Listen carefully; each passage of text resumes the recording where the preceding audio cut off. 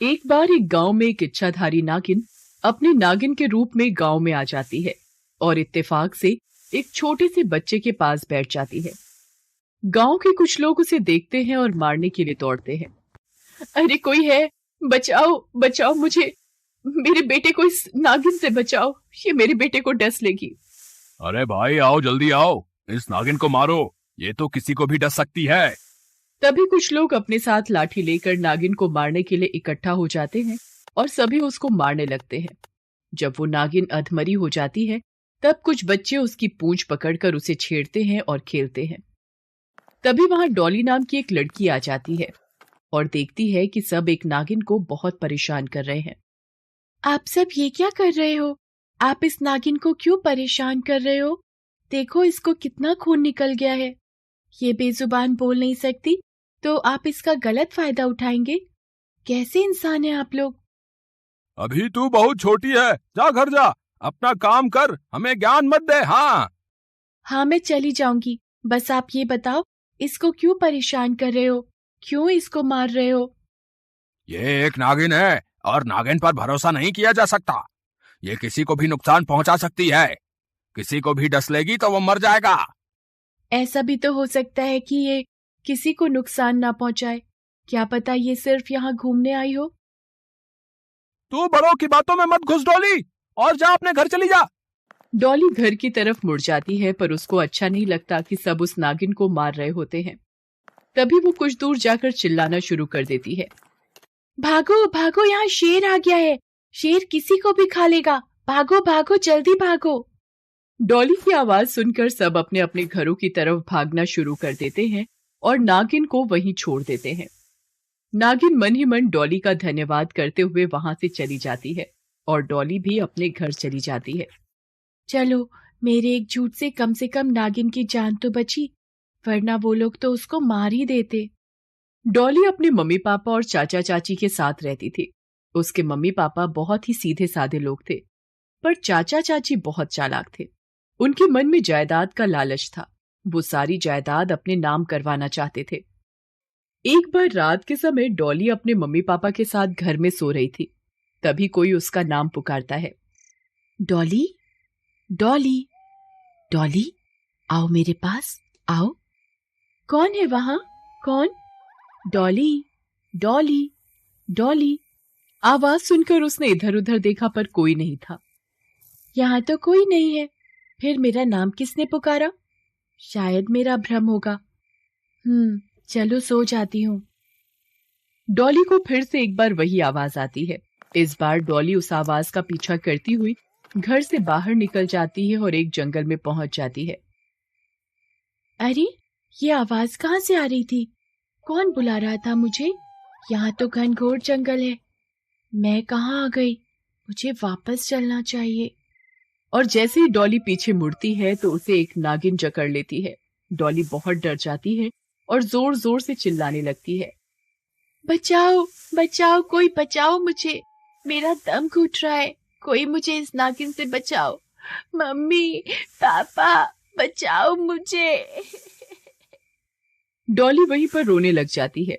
वहां कोई भी नहीं जो डॉली की आवाज सुने। डॉली अपने आप को छुड़ाने की काफी कोशिश करती है लेकिन नागिन डॉली को नहीं छोड़ती। लेकिन थोड़ी देर बाद नागिन उसको छोड़ देती है। नागिन से छूटते ही डॉली घर की तरफ भागती है और थोड़ी दूर आगे जाकर लंबी सांस लेते हुए कहती है, अच्छा हुआ मैं बचकर भाग गई, वरना वो नागिन मुझे मार ही देती। डॉली वहां से घर की ओर जाने लगती है। वहां जाकर देखती है उसके घर में आग लगी हुई है जिसमें उसके मम्मी पापा का देहांत हो गया है। ये सब देख वो जोर जोर से रोने लग जाती है। उसको बहुत दुख होता है। अब इस दुनिया में उसके मम्मी और पापा नहीं थे। मम्मी पापा आप मुझे छोड़कर क्यों चले गए? मैं आपके बिना कैसे रहूंगी? प्लीज मम्मी पापा वापस आ जाओ। बस डॉली, ऐसे मत रो, तबीयत खराब हो जाएगी। मम्मी पापा, अब मैं आपके बिना क्या करूंगी यहाँ पर रहकर? मेरा यहाँ पर कौन ध्यान रखेगा? आपके बिना रहने की आदत नहीं है मुझे। प्लीज पापा जल्दी आ जाओ, वापस आ जाओ ना पापा। डॉली बेटा चुप हो जा, मैं हूं ना, और तेरी चाची है, दोनों तेरा बहुत ध्यान रखेंगे। हाँ हाँ बेटा, मैं भी तो तेरी माँ जैसी हूँ। मैं तेरा पूरा ध्यान रखूंगी और हम अब एक ही परिवार हैं। चलो चुप हो जाओ अब। चाचा चाची उससे बहुत अच्छा व्यवहार कर रहे थे, पर अंदर ही अंदर उससे किलस रहे थे। ये कैसे बच गई उस आग से? तुम कोई काम ठीक से नहीं करते। अब ना जाने कब मरेगी और हमें इसकी प्रॉपर्टी मिलेगी। अरे मुझे क्या पता था, ये उस वक्त वहां नहीं थी। सारे प्लान पर पानी फिर गया। वैसे अब तुम इस घर की मालकिन तो हो ही। इसके मरने के बाद ही सारी जायदाद हमारी हो जाएगी। इसको वैसे ही मारेंगे जैसे इसके मम्मी पापा को हमने मार दिया। एक दिन इसका भी नंबर आएगा, बस थोड़ा सा सब्र रखो। दोनों चाचा और चाची उसको मारने के बारे में सोचते हैं। एक बार चाची उसके लिए खीर लेकर आती है जिसमें उसने जहर मिलाया होता है। डॉली बेटा, ले खीर खा ले, मैंने तेरे लिए बनाई है। चलो जल्दी से आ जाओ। उसकी चाची खीर की कटोरी टेबल पर रखकर किचन में जाने लगती है। इतने में एक बिल्ली आकर खीर गिरा देती है। यार कमबख्त बिल्ली कहाँ से आ गई, सारी खीर बिखेर दी। चाची ऐसा कहकर चली जाती है। थोड़ी देर में बिल्ली वो खीर खाती है और देखते ही देखते वहीं मर जाती है। अब ये बिल्ली कैसे मर गई बताओ? मरना तो डॉली को था, पर बिल्ली मर गई। जहर वाली खीर मैं डॉली के लिए ले गई थी। इस बिल्ली ने गिरा दी और फिर खा भी ली, तो मरना तो था ही इसे। लेकिन आज तो डॉली बच गई, लेकिन कब तक? तभी चाचा चाची एक और प्लान बनाते हैं डॉली को मारने का। चाचा उसका गला दबाकर उसको मारना चाहते हैं। दोनों देर रात होने का इंतजार करते हैं। फिर दोनों मौका देखकर डॉली के कमरे में जाते हैं। जैसे ही दोनों डॉली के पास जाते हैं तभी एक नागिन आकर उनको डस देती है। जब डॉली चाचा चाची को मरा देखती है तो वो डंडे से नागिन पर वार करती है। तब नागिन अपने असली रूप में आकर उसे हकीकत बताती है। मैं वही नागिन हूँ डॉली, जिसने तुम्हारी वजह से जीवन पाया था। मेरी रक्षा तुमने उस भीड़ से की थी जो मुझे मारना चाहती थी। तब से मैंने तुमसे मिलने का सोचा और मुझे पता चला कि तुम्हारे चाचा चाची तुम्हें और तुम्हारे माता पिता को मारना चाहते हैं। तब मैंने तुम्हारा नाम लेकर जंगल में तुम्हें बुलाया और तुम्हें जकड़ कर रखा, जिससे तुम भाग न सको। पर तुम्हारे माता पिता तुम्हारे चाचा चाची की साजिश की बलि चढ़ गए और उनका देहांत हो गया। तुम्हारे घर में जो आग लगी थी वो अचानक नहीं लगी थी। वो तुम्हारे चाचा चाची ने तुम तीनों को मारने के लिए लगाई थी, जिससे वो ये घर अपने हाथ में ले सके। मैं तो बस तुम्हारे एहसान का बदला चुकाने आई थी। उस दिन तुमने मेरी जान बचाई थी और मैंने आज तुम्हारी जान बचा ली। मैंने इंसाफ किया, गलत लोगों को सजा दी। अब मेरा इंसाफ भगवान करेगा। ये कहकर नागिन बेहोश हो जाती है। डॉली को अपने किए का पछतावा होता है। अब डॉली बेहोश इच्छाधारी नागिन की सेवा करती है और उसको ठीक कर देती है। इच्छाधारी नागिन जब ठीक हो जाती है तब वो उसका धन्यवाद करती है और कहती है, आज फिर तुमने मेरी जान बचा दी। मैं ये एहसान तुम्हारा कैसे चुकाऊंगी? अगर मैं तुमसे इस एहसान के बदले कुछ मांगू तो दोगी? हाँ, क्यों नहीं। अब मेरा इस दुनिया में कोई नहीं, न माँ, न बाप, न चाचा चाची। तुमने अगर मेरी जान बचाई है तो मैं ये चाहती हूँ कि तुम मेरे ही साथ रहो, क्योंकि जंगल में तुम्हें हानि हो सकती है और यहाँ मैं भी अकेली रहती हूँ। अब तुम मेरा इंसाफ करो। पर ये कैसे हो सकता है? मैं तो एक इच्छाधारी नागिन हूँ। मैं तुम मनुष्य के साथ कैसे रह सकती हूँ? ये किसी को भी पता नहीं चलेगा कि तुम एक इच्छाधारी नागिन हो और हम दोनों एक दूसरे का साथ निभाते हुए जीवन व्यतीत करेंगे। मुझे एक बड़ी बहन मिल जाएगी। इच्छाधारी नागिन भाव विभोर हो जाती है और उसे अपने गले लगा लेती है और उससे वादा करती है उसका साथ कभी न छोड़ने का।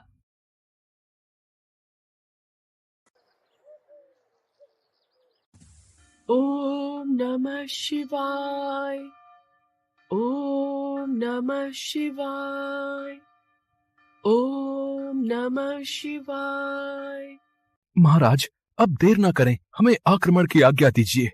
नहीं सेनापति शुभेंदु, हम नाग स्वयं किसी पर आक्रमण नहीं करते। ये हमारी सभ्यता नहीं है। लेकिन महाराज, ये अपने सपेरों के साथ हमारी तरफ बढ़ रहा है। अगर अब भी हम हाथ पर हाथ धरे बैठे रहे तो इसकी कीमत बहुत भारी हो सकती है। हम हाथ पर हाथ धरे नहीं बैठे हैं सेनापति, बल्कि नागरानी शिवालिका के दिखाए रास्ते पर बढ़ रहे हैं। हमें उनकी आराधना पूरी होने तक इंतजार करना चाहिए। लेकिन महाराज, इस समय कहीं पूरे नागलोक की बलि न चढ़ जाए। नहीं, ऐसा नहीं होगा। हम ऐसा नहीं होने देंगे। तुम सेना को तैयार रखो, लेकिन याद रहे हम सिर्फ अपना बचाव करेंगे, आक्रमण नहीं। नागराज सुकेतु के इस आदेश पर उनका सेनापति शुभेंदु सिर झुकाकर वहां से चला गया। सदियों से धरती के नीचे बसा ये नागलोक अब सुरक्षित नहीं था, क्योंकि अब वो इंसानों की नजर में आ चुका था। नागलोक में रहने वाले सभी नाग नागिन इच्छाधारी थे, लेकिन फिलहाल सभी मुसीबत में थे। ऐसे में नागरानी शिवालिका ने आगे बढ़कर कहा, महाराज, ये इंसान चाहे कितने भी ताकतवर क्यों ना हो, भगवान शिव जब तक हमारे साथ है, हमारा कोई कुछ नहीं बिगाड़ सकता। नहीं नागरानी, ये समय बड़ा विकट है। भगवान शिव ने भी हमसे मुंह फेर लिया है। जब से हमारे एक नाग ने एक बेकसूर इंसानी बच्चे को काटा है, तब से ही पूरा नागलोक इसकी सजा भुगत रहा है। हमारी नागमणि, जिससे पूरे नागलोक में शक्ति का संचार होता था, वो हमसे छिन चुकी है। फिलहाल हमारे पास सिर्फ हमारा शहर है, जिसके दम पर हम उस काली का मुकाबला नहीं कर सकते। सच तो ये है नागरानी कि अब नागलोक का अंत निकट है। नहीं, ये सच नहीं है। हर पाप का प्रायश्चित संभव है महाराज, और हमारे नागलोक को बचाने के लिए मैं इस पाप का प्रायश्चित करूंगी। मैं अभी इसी समय से भगवान शिव की अखंड आराधना करूंगी।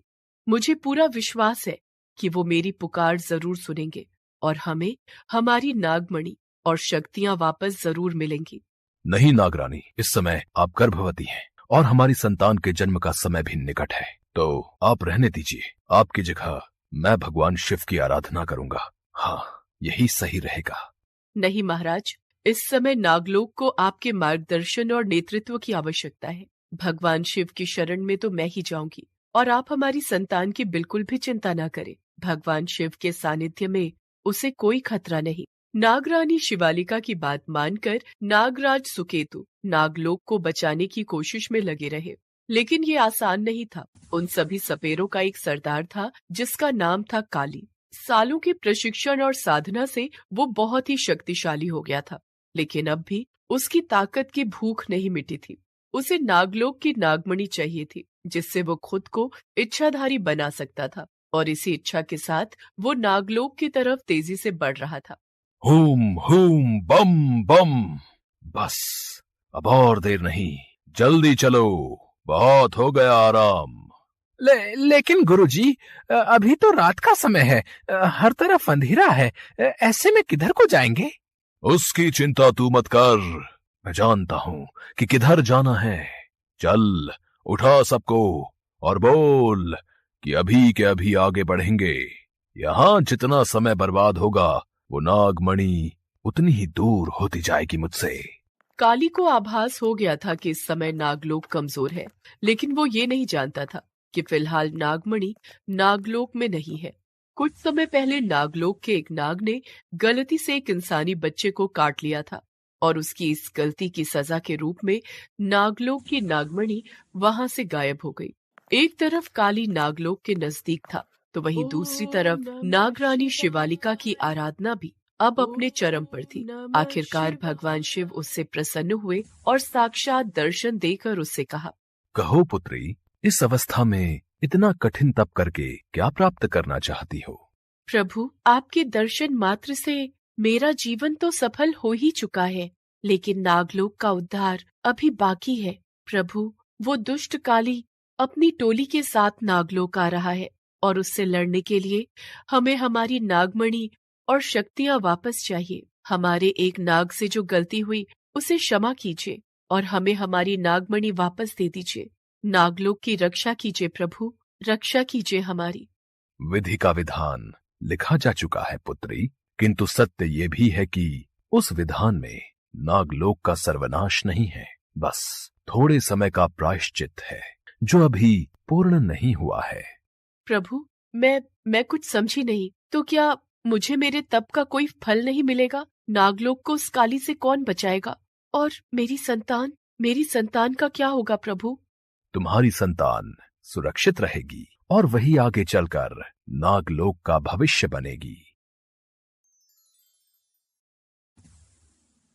नागरानी जी, चलिए, जल्दी चलिए मेरे साथ। वो काली वो आ चुका है। उसने महाराज सुकेतु और हमारे बहुत सारे नागों को मार दिया। क्या? नहीं, नहीं, ऐसा नहीं हो सकता। मुझे अभी के अभी महाराज के पास ले चलो। मेरी आराधना पूर्ण हो चुकी है। भगवान शिव ने हमारी होने वाली संतान को अपना आशीर्वाद दिया है। अब वो हमारी रक्षा करेगी। बम बम, ये तो और अच्छी बात है। तूने तो मेरी मेहनत ही कम कर दी। अब ना रहेगा राक्षस, अब ना रहेगा रक्षक, और ना रहेगा नागलोक। लेकिन उससे पहले मुझे ये जानना है कि नागमणि कहाँ है। चल जल्दी बता, कहाँ है नागमणि? हमारी नागमणि अगर हमारे पास होती तो तू कभी नागलोक की तरफ आंख उठाकर देख भी नहीं पाता। तूने यहाँ सब कुछ तो खत्म कर दिया है, लेकिन अब नागरानी को छोड़ दे। उन्हें और उनकी संतान को मारकर तुझे कुछ हासिल नहीं होगा।